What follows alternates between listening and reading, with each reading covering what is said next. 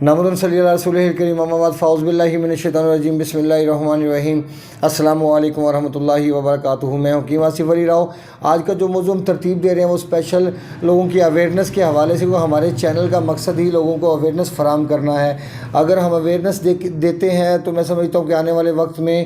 لوگ پرابلم سے بچ سکیں گے۔ صرف یہی ایک مقصد ہے کہ جو ہم اس چینل کو رن کیا۔ اور روٹین میں دیکھا جاتا ہے حکم ازداد کے بارے میں کہ بہت سارے لوگ ساری عمر دھکے کھاتے رہتے ہیں، پریشان رہتے ہیں، لیکن وہ ٹھیک نہیں ہو پاتے اور بتاتے ہیں کہ ہم اتنے حکم ازداد کے پاس گئے، فلاں سے علاج کروایا، فلاں سے علاج کروایا۔ مسئلہ یہ ہوتا ہے کہ ہماری خوراک کو ٹھیک ترتیب دینا ہر بندے کے بس کی بات نہیں۔ ہم جب اپنی پرابلم کو سمجھیں گے تو تبھی ہم کامیاب ہو سکیں گے۔ اسی لیے ہماری آج کی جو ویڈیو ہے اس کا ترتیب دینے کا مقصد بھی یہی ہے کہ خوراک سے بیماری تک کا سفر اور بیماری سے صحت تک کا سفر کیسے طے کیا جاتا ہے۔ اگر ہم اس کو سمجھنے کی کوشش کریں گے تو یقیناً ہم بہت ساری چیزیں ایسی ہیں کہ جن کے اوپر سے پردہ اٹھائیں گے اور پھر آپ سمجھیں گے کہ واقعی زندگی میں ان چیزوں کی اتنی زیادہ اہمیت ہوتی ہے۔ اب سب سے پہلے تو ہم یہ دیکھتے ہیں کہ صحت سے بیماری تک کا سفر انسان کیسے طے کرتا ہے، کیونکہ خوراک ہماری زندگی میں ایسی چیز ہے کہ جو ہمیں بیمار کرنے کا سبب بن سکتی ہے، اور یہی خوراک ایسی چیز ہے کہ جو ہمیں صحت کی طرف لے جا سکتی ہے۔ اگر ہم دونوں میں دیکھیں، دونوں میں تھوڑا سا فرق ہے۔ کہنے کا مقصد یہ ہے کہ دنیا میں اللہ رب العزت نے ہمیں پیدا کیا ایک مخصوص وقت کے لیے، اور کچھ چیزیں ہمارے کنٹرول میں دی ہیں تاکہ ہم اس عقل کا استعمال کرتے ہوئے ان تمام چیزوں کے سلوشن نکال سکیں۔ جیسے مثال کے طور پہ ہمیں اگر کوئی پرابلم کا سامنا کرنا پڑتا ہے یا ہمیں کوئی مکان تیار کرنا پڑتا ہے تو انسان کا دماغ ایسی تیزی کے ساتھ کام کرتا ہے کہ وہ تیزی کے ساتھ جن چیزوں کو ترتیب دیتا ہے اس کے مطابق کام کرتا ہے تو نتائج اس کے مطابق ہی نکلتے چلے جاتے ہیں۔ ایسا تو نہیں ہو سکتا کوئی انسان کمرہ ایک بنانا چاہتا ہے اور 2 کمرے تیار ہو جائیں۔ ظاہر سی بات ہے جتنی آپ ایفرٹ کرو گے اتنا ہی آپ کام کر پاؤ گے۔ اسی طرح ہماری صحت ہے۔ ہم بیمار کب ہوتے ہیں؟ ہم بیمار تب ہوتے ہیں اگر ہم آقا صلی اللہ علیہ وسلم کی زندگی سے دیکھیں، جو ہمارے آقا ہمارے نبی پاک دو جہاں سرکار کے سردار ہیں، ان کی زندگی کو دیکھیں تو وہاں سے ہمیں مکمل نمونہ ملتا ہے۔ جیسے مثال کے طور پہ ان کی خوراک دیکھتے ہیں، اس میں اونٹنی کا دودھ، اس میں بکری کا دودھ، اس میں شہد، اس میں کھجور، اس میں انجیر، اس میں آپ کہہ سکتے ہیں کہ اونٹنی کا دودھ کے علاوہ کدو شریف اور پھر اس کا گوشت، یہ تمام چیزیں استعمال ہوتی ہیں۔ اور باقی سرکہ بھی استعمال کیا جاتا ہے، کسی حد تک جو کا استعمال بھی ہوتا ہے، پھر اور دوسری چیزیں بھی استعمال ہوتی ہیں لیکن بہت کم قلیل مقدار میں۔ لیکن اگر دیکھیں جو ہم لوگ استعمال کرتے ہیں جیسے چاول وغیرہ، آلو وغیرہ، گوبھی شوبھی ہو گئی، اس کے بعد اروی، بینگن، شکنجبین، چنے کی دال، ماش کی دال، یہ چیزیں نہ کبھی صحابہ کرام کے استعمال میں رہیں اور نہ ہی کبھی انبیاء کرام نے اس کو استعمال فرمایا۔ اگر ہم دیکھتے ہیں تو ان تمام چیزوں کا جو تعلق ہے وہ انسان کے جسم میں فاسد الکیموس کے ساتھ ہے۔ یاد رکھیں کہ جب تک آپ فاسد الکیموس میں مبتلا نہیں ہوں گے، آپ کے خون میں خرابی نہیں پڑے گی، اس وقت تک آپ بیمار نہیں ہوں گے۔ جیسے اس کو مثال لے لیں، اگر آپ کسی انجن کے اندر کوئی اچھا موبلائل ڈالتے ہیں اور اس کے بعد پھر اس کے اندر پیٹرول آپ اچھا ڈالتے ہیں تو یقیناً اس انجن کی جو کارکردگی ہوگی اس انجن سے یقیناً بہتر ہوگی جس میں آپ اپنے پیسوں کو مد نظر رکھتے ہوئے ایسی چیزوں کا استعمال کرتے ہیں، ایسے آئل کا استعمال کرتے ہیں، ایسے پیٹرول کا استعمال کرتے ہیں جس میں آپ کی بچت ہو جاتی ہے لیکن اس سے آپ کے انجن کو بہت زیادہ نقصان پہنچتا ہے۔ اسی طرح مثال انسان کی ہے کہ اگر اس کو آپ صحیح طرح لے کے چلیں گے اور حرارت جیسے مثال کے طور پہ بڑھ جاتی ہے، آپ گرم چیزیں کھانا بند کر دیں، لیکن یہ فیصلہ کون کرے گا؟ یہاں پہ تو اکثر ایسے بیوقوف لوگوں کو، جاہل لوگوں کو دیکھا ہے کہ جسم میں ایسڈ موجود ہوتا ہے اور حکمت ذات بھی اس میں شامل ہیں اور جس میں گرمی تجویز کر دی جاتی ہے کہ یہ گرمی ہے، حالانکہ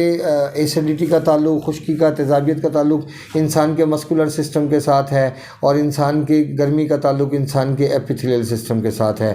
اسی طرح اگر ہم چلتے ہیں اعصابی سسٹم جو ہوتا ہے، جب رطوبات کی انتہا زیادتی ہو جاتی ہے تو جب رطوبات کی زیادتی ہوئی تو رطوبات والی چیزیں دینا بند کرنا پڑیں گی اور وہ چیزیں دینا پڑیں گی جو رطوبات کو خشک کرنے کا باعث بنے۔ ویری سمپل، یہ بھی انتہائی آسانی کے ساتھ چیزیں حل ہو جاتی ہیں۔ اسی طرح جب خشکی بڑھ جاتی ہے، خشکی تیزابیت اپنی عروج پہ پہنچتی ہے تو پھر انسان کو بہت سارے مسائل کا سامنا کرنا پڑتا ہے۔ اسی طرح پھر اس کا جو ٹریٹمنٹ ہوگا وہ ایپیتھیلیل سسٹم کو ایکٹیو کرنے سے ہوگا۔ اسی طرح ہم صحت سے بیماری اور بیماری سے صحت کا سفر طے کرتے ہیں۔ اس کی مثال پھر میں دینا چاہوں گا، جیسے مثال کے طور پہ آپ اپنے جگر کو مسلسل گرم چیزیں دیتے چلے جائیں،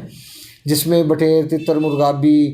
کالی مرچ، اس کے اندر جناب دیسی گھی، اس کے اندر بکرا، دیسی مرغی، اور اس کے اندر پھر آم، خربوزہ، اور پھر اس کے بعد آ جائے ہلدی وغیرہ، اور یہ ساری چیزیں جتنی میں نے آپ کو بتائی ہیں یہ استعمال کروائی جائیں۔ اس میں کھجور، انجیر، اخروٹ، کاجو، یہ تمام چیزیں استعمال کروائی جائیں۔ جب مسلسل ایک ہی کیٹیگری کے اندر آپ رہیں گے اور ایک ہی روٹین میں آپ کام کرتے چلے جائیں گے، اس کے نقصانات آپ کو بھگتنا ہوں گے۔ اسی طرح جب اعصابی نظام پہ دباؤ بڑھے گا، مسلسل ٹھنڈی چیزیں استعمال کرنے سے بڑھے گا، اور اگر آپ نے ٹھنڈی چیزوں کا استعمال ترک نہیں کیا اور خشکی والی چیزوں کا استعمال سٹارٹ نہیں کیا، جو مسکولر سسٹم کو دباؤ دیتی ہیں، جو دل کو ایکٹیو کرنے کا باعث بنتی ہیں، اور آپ کے خون کی ٹھنڈک کو ختم کرنے کے ساتھ ساتھ آپ کے مسکولر سسٹم کو ایکٹیو کر دیتی ہے، جس سے آپ کو بھوک لگنے کا نظام ایکٹیو ہو جاتا ہے، کیونکہ رطوبات کی زیادتی بھوک کو ختم کرنے کا سبب بنتی ہے، کیونکہ یہاں پہ خوف اور غیبت کا عنصر شامل ہوتا ہے، اور یہاں پہ چونکہ ٹھنڈک ہوتی ہے، اور ٹھنڈک کے ہوتے ہوئے کبھی انسان کو بھوک نہیں لگ سکتی، وہ بھوک جو حرارت میں لگتی ہے۔ اور پھر اسی طرح ایسیڈیٹی والے مسائل کو دیکھ لیں، جیسے کیونکہ اگر آپ معاشرے میں جائزہ لیں گے تو آپ کو بہت اچھی طرح اندازہ ہوگا کہ ہمارے معاشرے کے اندر اللہ رب العزت نے جو چیزیں ترتیب دی ہیں، اگر ہم اس کو سمجھ جائیں گے تو یقیناً ہماری زندگیاں بہت بہتر ہو سکتی ہیں، لیکن ہم سمجھنا نہیں چاہتے۔ سمجھنے سے نہیں چاہتے کہ ایک بندے نے جب پہلے زندگی میں دیکھتے ہیں کہ کوئی بندہ، اس کے والدین ہندو تھا، تو اس نے اس سے پوچھا گیا تو ہندو کیوں ہے بھی، تو کیوں پوجا کرتا؟ کہتا میرے ماں باپ کرتے تھے۔ بھی تیرے ماں باپ اگر غلط کرتے تو بھی غلط کرے گا۔ اسی طرح ہم مارکیٹ میں دیکھتے ہیں، روٹین میں دیکھتے ہیں کہ ٹماٹر کا استعمال اندھا دھند کیا جاتا ہے، دہی کا استعمال اندھا دھند کیا جاتا ہے، کیا اس میں فائدہ بہت ہے؟ بھئی فائدے تو یقیناً ہر چیز میں موجود ہیں، لیکن آپ ایسی چیزوں کا استعمال متواتر شروع کر دیں گے جو خون کو گاڑھا کرنے کا سبب بنے، خون کے اندر غلظت بڑھا دے، تعفن پیدا کر دیں، آپ کے لیور کو بلاک کرنے کا سبب بنے، تو پھر آپ کے لیے وہ چیز استعمال کرنا نقصان دہ یقیناً ثابت ہوگا۔ لیکن اس میں ایک بات اور بڑا اہم پہلو ہے، اس کو سامنے رکھیں کہ جو مزدور لوگ ہوتے ہیں جو کام کرنے والے ہوتے ہیں، جنہوں نے کنسٹرکشن کا کام کرنا ہوتا ہے، اگر ان کے پیٹ نہ بڑے ہوں، کسی میں تذابیت موجود نہ ہو، تو پھر وہ ساری چیزوں کا استعمال کر سکتا ہے۔ جیسے وہ چاول کا استعمال بھی کر سکتا ہے، آلو کا استعمال بھی، گوبھی کا، بینگن کا، چنے کی دال کا، ماش کی دال کا، کٹے گوشت ہے، مچھلی ہے، سب چیزیں اللہ پاک نے بنائی ہیں، بہترین ہے کھانے کے حوالے سے۔ لیکن اگر اس کو کانسٹیپیشن ہے، وہ بندہ چاہے وہ کنسٹرکشن کا کام کرتا ہے، چاہے وہ سارا دن محنت مزدوری کرتا ہے، لیکن اگر اس کو کانسٹیپیشن ہے تو پھر وہ یہ چیزوں کا استعمال اس کے لیے زہر قاتل ثابت ہوگا، کیونکہ یقیناً ہر عمل کا رد عمل ہوتا ہے، اور جب بھی آپ کوئی ایسا کام کریں گے جو ایک ہی آرگن کے اوپر دباؤ بڑھانے والا ہوگا تو یقیناً اس کے اثرات، اس کے ثمرات آپ تک پہنچیں گے، چاہے وہ اچھی صورت میں ہو یا چاہے بری صورت میں۔ جیسے مثال کے طور پہ چاہے صحت کی صورت میں ہو یا بیماری کی صورت میں۔ ابھی آپ کی اگر صحت ہے تو اگر کسی چیز کو کھانے کے بعد آپ کمفرٹیبل فیل کرتے ہیں تو وہ صحت ہے، اگر کوئی چیز کھانے کے بعد آپ کمفرٹیبل فیل نہیں کرتے تو وہ بیماری ہے۔ اب ان دونوں چیزوں کو سمجھ لیں تو آپ کے لیے بڑا آسان ہو جائے گا کہ